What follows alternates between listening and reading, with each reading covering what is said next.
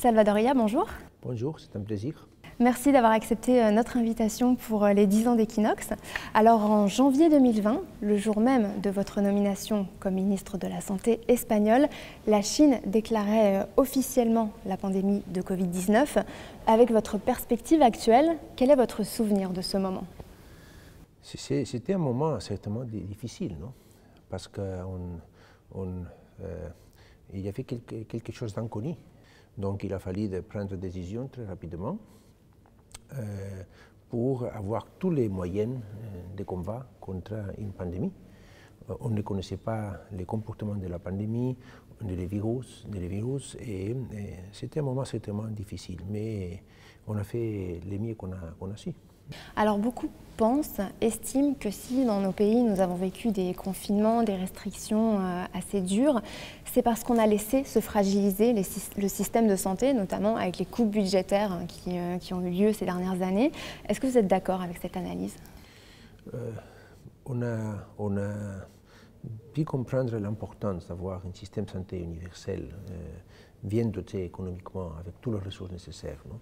On a vu une décroissance des ressources publiques pour la santé. Non? On a appris avec la pandémie que c'est une chose pas bonne, qu'il faut toujours donner des ressources nécessaires au système de santé publique. Est-ce qu'on a tiré des leçons?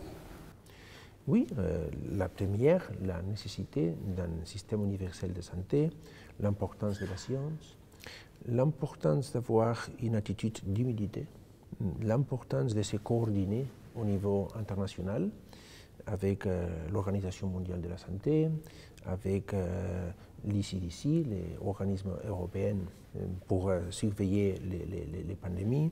Donc, l'importance dans la santé publique, de la santé publique, de la prévention des maladies, il y a beaucoup de leçons à tirer de cette pandémie. Et concrètement, on a renforcé le système de santé? On a renforcé le système de santé, et pas seulement en Espagne, mais je crois qu'en Europe, la Commission européenne a augmenté les budgets pour la santé au niveau européen et tous les États ont renforcé ou sont en train de renforcer les systèmes de santé publique. L'Espagne fait la même chose, of course. Alors, vous avez été ministre de la Santé entre janvier 2020 et janvier 2021. Est-ce qu'il y a une chose ou plusieurs choses qu'aujourd'hui vous regrettez avec le recul? C'est très facile de mettre des jugements maintenant de ce qu'il fallait faire au début de l'année dernière. Non? Mais, je l'ai dit en plusieurs occasions, il fallait acter d'abord. Ça, à ce moment-là, c'était difficile de le faire. On n'avait pas l'information pour le faire. Et les décisions qu'on a prises, ce sont des décisions très fortes. On a demandé beaucoup de sacrifices aux citoyens, à la population, donc il fallait le faire avec une évidence scientifique. En Espagne, on a fait un confinement très strict dès le premier jour. Je crois qu'un des confinements plus stricts de l'Europe. Le comportement général de la population espagnole, de mon point de vue, c'est un comportement très exemplaire. Donc, je crois qu'on a pris des mesures nécessaires à chaque étage. Non? Et, mars de l'année dernière, c'était un confinement très strict. Nous fêtons les 10 ans d'Equinox. Félicitations. Merci. C'est l'occasion de nous projeter dans la prochaine décennie. Selon vous, qu'est-ce qu'il restera de la crise du coronavirus dans 10 ans? Qu'est-ce qu'en auront appris nos sociétés? L'une des leçons qu'on apprend de cette crise, c'est le renforcement de l'Europe. Je pense qu'il faut plus d'Europe, plus de coordination européenne, plus de politique commune européenne. La vaccination, c'est un exemple. On a fait une actuation, toute l'Europe ensemble. Sur la vaccination, la campagne. Et ça, c'est une des leçons plus importantes, je crois. Une seconde leçon, c'est la nécessité d'un pouvoir public fort. Quand il y a des crises de ce type, ce sont les pouvoirs publics qui doivent prendre la direction de la crise. Ce ne sont pas les sociétés privées, mais c'est les pouvoirs publics. Non? Donc, je pense que ça, c'est aussi une leçon très importante. Et en tant qu'individu, que citoyen, est-ce que vous pensez qu'on a appris des choses de cette crise? L'humilité. Souvent, à l'Occident, à l'Europe, on a une attitude d'arrogance vis-à-vis d'autres parties du monde. Non? Et je pense qu'on a appris que nous vivons tous ensemble dans cette planète et qu'il y a des choses que nous partageons tous ensemble. Non? Donc c'est une leçon, à mon avis, d'humilité, de voir que nous sommes vulnérables, que nous avons un niveau de vie vis-à-vis d'autres parties du monde très haut, mais que nous sommes vulnérables. Non? Donc c'est une leçon d'humilité que je pense que c'est nécessaire à notre société aussi. Alors vous êtes désormais chef de l'opposition au Parlement catalan. Est-ce que cette nouvelle législature peut marquer un changement dans les relations entre Madrid et Barcelone? Ça va dépendre de plusieurs choses, non? Surtout du comportement du gouvernement de la Catalogne. Non?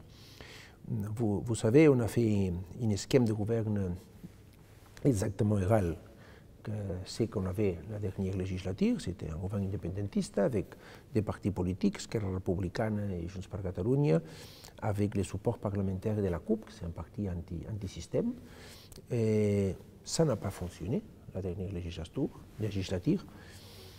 Je pense que ça ne va pas fonctionner, cette législature, mais on verra. Je voudrais être prudent et je vais juger le gouvernement pour ses actuations, pas pour ses paroles, mais pour ses actuations. Nous, on fera une opposition stricte, mais aussi constructive, en ce qui peut aider à améliorer, à augmenter le niveau de vie des Catalans. Nous allons aider le gouvernement si il se laisse aider. Non? Donc on fera une opposition stricte mais constructive. De dialogue. De dialogue. Il faut un dialogue évidemment entre le gouvernement de la Catalogne et le gouvernement de l'Espagne, mais surtout il faut un dialogue entre les Catalans. Parce que souvent les indépendantistes, il y a beaucoup de gens qui sont indépendantistes à Catalogne, mais ils ne sont pas une majorité. Souvent ils confondent ces points de vue avec les points de vue de la Catalogne. Et vous savez, à Catalogne il y a plusieurs points de vue. Et donc il faut surtout un dialogue entre les Catalans. Parce que il est rompu ce dialogue entre les Catalans? Bon, il faut l'articuler. Et c'est le gouvernement de la Catalogne, à mon avis, qui doit régler ces dialogues et lidérer ces dialogues. Moi, je les réclame. Mais il faut que tous les partis politiques qui ont représentation au Parlement de la Catalogne fassent un dialogue entre nous pour arriver à un accord, un consensus entre les Catalans. Et après, il faut un dialogue aussi du gouvernement de la Catalogne avec le gouvernement d'Espagne. Mais davantage un dialogue entre les Catalans. Ça, c'est très important, à mon avis. Est-ce que le socialisme tel qu'il existe aujourd'hui a un avenir en Europe? Surtout. Mais vous voyez, M. Biden, le président des États-Unis, il est en train de mettre en pratique aux États-Unis, attention, un programme social-démocrate, un programme socialiste.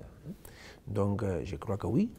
Je crois qu'une des leçons de la pandémie, comme je vous disais, c'est la nécessité de pouvoirs publics forts et compatibles avec une économie de marché qui aide à la création de richesses, mais il faut une économie de marché réglée par les pouvoirs publics. Ça, c'est le message central du socialisme démocratique et je pense qu'il a un avenir très intéressant en Europe. Alors, il y a 10 ans, le président catalan, c'était Artur Mas. Aujourd'hui, c'est Pere Aragonès. C'était mieux il y a 10 ans? Les derniers 10 ans par la Catalogne ont été 10 ans de décadence par la Catalogne. Au niveau économique, la Catalogne était le leader à l'Espagne au niveau économique, au niveau de convivence, au niveau de cohésion sociale, et au niveau de prestige de nos institutions, de gouvernement. Et aujourd'hui, la Catalogne doit ouvrir un temps nouveau au niveau politique. Je ne crois pas que M. Aragonès a les capacités pour le faire, parce qu'il a un gouvernement, il préside un gouvernement indépendantiste avec le support parlementaire d'un groupe antisystème comme la CUP, les mêmes schèmes qu'on a eu les derniers 10 ans, mais on verra. J'espère qu'il peut faire les choses un peu mieux, mais je ne crois pas qu'il a la capacité pour ouvrir ce nouveau temps qu'à mon avis, il est nécessaire à la Catalogne. Alors Manuel Valls a indiqué qu'il avait voté pour vous. Est-ce que vous vous sentez proche de l'ancien Premier ministre français? J'ai beaucoup de respect pour M. Valls. Il a été le Premier ministre de la France. Ça c'est quelque chose, hein, vous verrez. Et j'ai eu l'occasion d'avoir des entretiens avec lui, et une personne avec une expérience de gouvernement très importante. Et il a fait une contribution à la politique de Barcelone. Il a eu le courage de faire de la politique ici. Ça, c'est pas facile pour quelqu'un qui a eu une telle responsabilité comme être Premier ministre de la République française. Donc j'ai beaucoup de respect pour lui et je suis très honoré qu'il ait décidé de me voter les dernières élections. Alors pour terminer cette interview, Salvador Illa, sur Equinox, on aimerait bien savoir ce que vous aimez, ce qui vous attire le plus de la culture française. Peut-être la philosophie, non? La France a fait des contributions très importantes au niveau philosophique, non? Avec Descartes et beaucoup de philosophes, non? Donc, si je dois dire quelque chose, peut-être la philosophie française. Non? Très bien, merci beaucoup Salvador Illa d'avoir été sur Equinox pour les 10 ans. Un plaisir, merci beaucoup.